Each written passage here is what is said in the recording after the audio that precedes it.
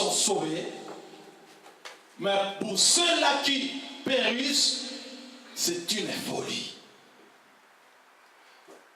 Nous avons tous été sauvés ces jours-là, les jours de la Pâque. Dieu lui-même, notre Père, a choisi ces moments-là pour libérer Israël, pour délivrer son peuple dans la captivité. Oh, dans le Nouveau Testament, pareillement, Jésus aussi l'a fait pour sauver l'humanité entière du péché, de l'emprise du diable. Il a bien choisi les jours de la Pâque. C'est-à-dire, vous allez remarquer, la Pâque, c'est un moment sacré. Quelqu'un comprend? Amen. Bien, mais s'il faut fêter, la meilleure fête des enfants de Dieu, c'est bien le jour de la Pâque. Ce n'est pas les premiers jours de l'an, ce n'est pas les 25 décembre, mais c'est le moment de la Pâque. Vous remarquerez, lui-même Dieu a choisi de sauver son peuple lors de la Pâque. Israël était libéré. Jésus, quand il est venu, il a choisi de libérer l'humanité le jour de la Pâque. Bien, mais l'Église doit comprendre ces réalités. S'il faut en profiter pour ta délivrance, pour ta guérison, pour ta bénédiction, bien aimé, c'est ça bien le moment à saisir. Parce que les enfants de Dieu sont plus plongés dans l'ignorance, ne comprennent rien. Bien aimé dans le Seigneur, la période de la Pâque, c'est le meilleur moment où les enfants de Dieu doivent célébrer la fête. Amen. Amen. Voilà ce que Dieu nous réserve tous ces temps, tous ces mois d'avril. Aujourd'hui, nous en parlerons. Le dimanche prochain, on va en parler aussi sur les 7 bénéfices que Dieu nous donne sur la croix. Et l'autre dimanche qui vient, nous parlerons aussi de 7 paroles que Jésus avait prononcées sur la croix. Et le dimanche 28, et nous aurons l'occasion de recevoir un homme de Dieu qui va venir de la province nous parler de la part du Seigneur. Amen. Amen. Et après son passage, nous continuerons encore d'en parler. Parce que c'est un moment que Dieu a préparé, a réservé pour nous. Alléluia. Bien, nous venons de lire la parole de Dieu.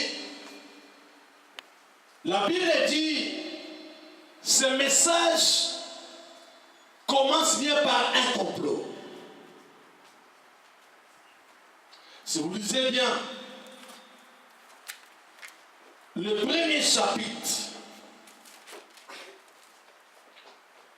la Bible dit, on était à 10 jours de la Pâque et de la fête des pains sans levain. Les chefs des prêtres et les spécialistes de la loi cherchaient un moyen de s'emparer de Jésus. C'est-à-dire, vous remarquerez ici, c'était un complot. Pendant que le Seigneur, ensemble avec ses disciples, se préparait pour aller fêter la Pâque à Béthanie, la Bible dit, pendant ce moment-là, les pharisiens, les scribes et tous les chefs de la loi faisaient aussi un complot pour trouver la solution. Parce que Jésus était la solution pour l'humanité. Jésus s'est préparé d'aller sur la croix, mourir et ressusciter, rien que pour sauver l'humanité. Mais pendant ce temps, pendant que le Seigneur s'est préparé pour ta délivrance, et la Bible dit quelque part, les pharisiens, les scribes, les chefs de la loi, et aussi se préparèrent pour les tuer. Quelqu'un comprend? Amen. Voilà pourquoi aussi longtemps, pendant que vous êtes là, quelque part le monde des ténèbres aussi est en réunion en train de chercher pour tuer la bénédiction à ta vie. Jésus s'est préparé pour libérer son peuple, mais il y avait un complot qui s'est préparé quelque part. À chaque fois, quand la bénédiction s'approchera dans ta vie, laisse-moi te dire, un complot va se faire quelque part. À chaque fois, une délivrance va se préparer pour te joindre dans le monde des ténèbres. Un complot va se faire rien que pour chercher à tuer la solution, rien que pour chercher à détruire la bénédiction, la grâce que Dieu t'a réservée. ce qui m'étonne ici, la Bible dit, pendant ce complot, les pharisiens, les scribes se consultèrent pour chercher à tuer Jésus, mais en réalité, si vous lisez Marc chapitre 3, verset 6, vous allez comprendre que les pharisiens et les scribes, ce sont ces deux tribus qui ne s'attendaient pas. Mais ces jours-là, c'est bizarre, vous allez remarquer, ces deux tribus vont s'entendre, vont s'unir pour chercher à tuer la solution. Ce qui se passe dans notre monde réel, il y a des gens, vous les voyez ennemis physiquement, mais dans le monde des esprits, ils s'unissent. Alléluia. Un complot va se faire. Mais pendant ce temps, pendant qu'il s'est comploté pour tuer la solution, pour tuer la délivrance, pour détruire la bénédiction, Jésus aussi va choisir ses meilleurs moments, ses bons moments pour aller fêter à Béthanie. Mais bien aimé, il n'y avait pas que Béthanie. Tout aux alentours, il y avait Judée, il y avait Samarie, il y avait aussi Capernaum. Toutes ces villes aussi étaient bonnes, étaient aussi bien préparées pour permettre au Seigneur d'aller passer, fêter sa Pâque. Mais ces jours-là, le Seigneur n'a pas choisi ni Capernaum, ni Judée, ni Samarie, mais il a seulement choisi d'aller fêter à Béthanie. Et je vous expliquerai pourquoi Béthanie. Pourquoi seulement il a choisi Béthanie?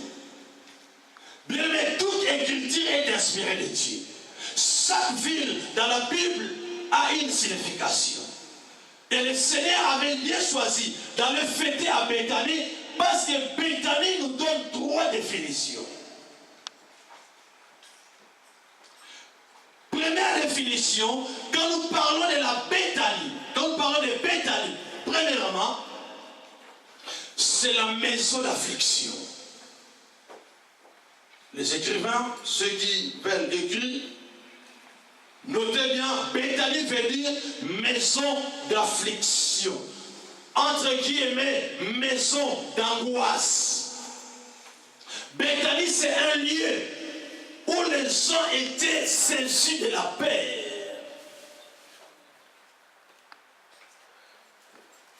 C'est une ville composée de gens qui étaient désespérés, des gens qui vivaient dans l'angoisse, des gens qui vivaient dans la peur, des gens qui ne croyaient pas à eux-mêmes. Et cette affaire marchera ou ça ne marchera pas. Mes projets marcheront ou ça ne marchera pas. Mon mariage réussira ou ça ne réussira pas. Mais cette ville était composée de gens comme ça, des gens qui ne croyaient pas à eux-mêmes, des gens qui étaient saisis, frappés d'angoisse, frappés de peur. Mais je suis là pour te dire, cet après-midi, toutes ces personnes qui sont saisies par la peur, saisies par l'angoisse, laisse-moi te dire, le Seigneur est dans ta ville. Amen. Deuxième définition,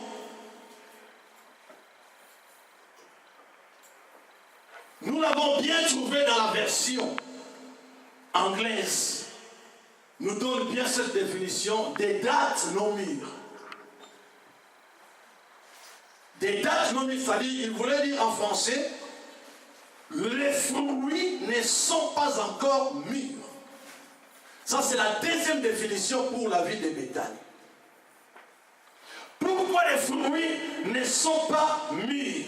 Parce que Béthanie, c'était une ville dont les ressources n'étaient que les plantes. C'est-à-dire, là à Béthanie, il y a une sorte de plante qui poussait comme des palmiers. Et les gens étaient là en train d'attendre. Parce que eux, les ressources n'étaient que des plantes. C'est-à-dire, tous les habitants de la ville attendaient les fruits, puis se mûrir. Par après, ils vont aller faire quoi? Accueillir. C'est-à-dire, c'est une ville où je peux dire, bref, c'est-à-dire là où les gens attendaient. Qu'est-ce que tu attends aujourd'hui? Peut-être vous attendez une bénédiction. Peut-être tu attends un mariage. Tu attends une guérison. Tu attends une délivrance. Tu attends quelque chose, ça fait longtemps. 20 ans, 15 ans, 10 ans. Tu es en train d'attendre. Jusqu'aujourd'hui, vous vous attendez à quelque chose.